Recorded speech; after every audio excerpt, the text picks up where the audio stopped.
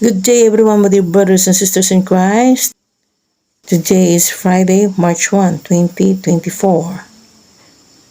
Welcome sa aking video. I am Myrna de la Mariano, Ocides, Philippines. Would like to share the gospel for today. And please don't forget to subscribe, like, and share sa aking video. Let us pray first. Come, Holy Spirit, grant us the gift of piety. And our gospel for today is according to St. Matthew chapter 21 verses 33 to 43, 45 to 46. Ang talinghaga tungkol sa ubasan at mga magsasaka. Pakinggan ninyo ang isa pang talinghaga, sabi ni Jesus. May isang taong nagtanim ng ubas sa kanyang bukid.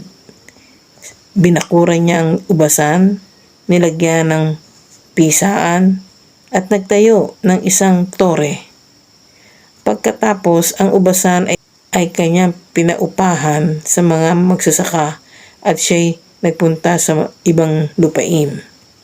Nang dumating ang panahon ng pitasan ng ubas, pinapunta ng may-ari ng ubasan ang kanyang mga tauhan upang kunin sa mga magsasaka ang kanyang bahagi. Ngunit, sinunggaban ng mga magsasaka ang mga tauhan. Binugbog nila ang isa, pinatay ang ikalawa, at ibinato naman ang ikatlo. Muling nagpadala ang may-ari ng tauhan, mas marami kaysa una, ngunit ganoon din ang ginawa ng mga magsasaka sa mga ito.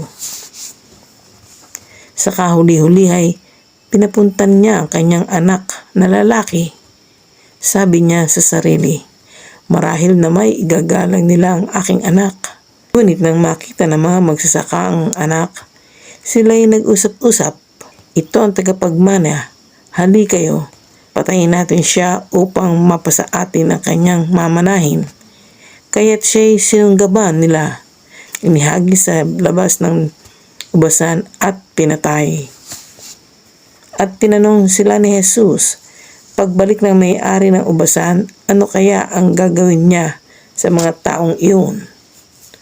Sumagot sila, papatayin niya sa kakilakilabot na paraan ang masasamang iyon at pauupahan ang ubasan sa ibang magsasaka na magbibigay sa kanya ng kanyang bahagi sa panahon ng pamimitas. Nagpatuloy si Jesus, hindi ba ninyo nabasa sa kasulatan?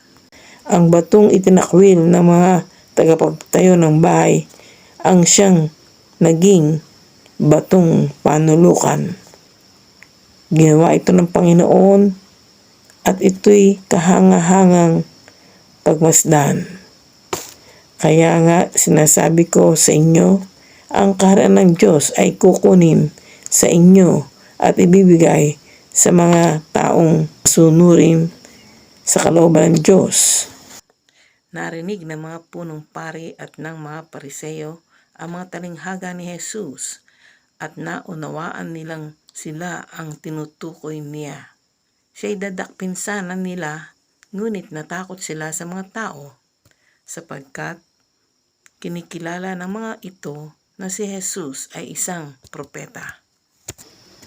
Ang mabuting balita ng Panginoon. Pinupuri ka namin, Panginoon Jesucristo. Let us pause for a while and let us pray. Merciful Father, may our acts of penance bring us your forgiveness. Open our hearts to your love and prepare us for the coming feast of the resurrection. We ask this through our Lord Jesus Christ, your Son, who lives and reigns with you in the Holy Spirit, one God forever and ever. Amen. God bless us all in the name of the Father, of the Son, of the Holy Spirit. Amen.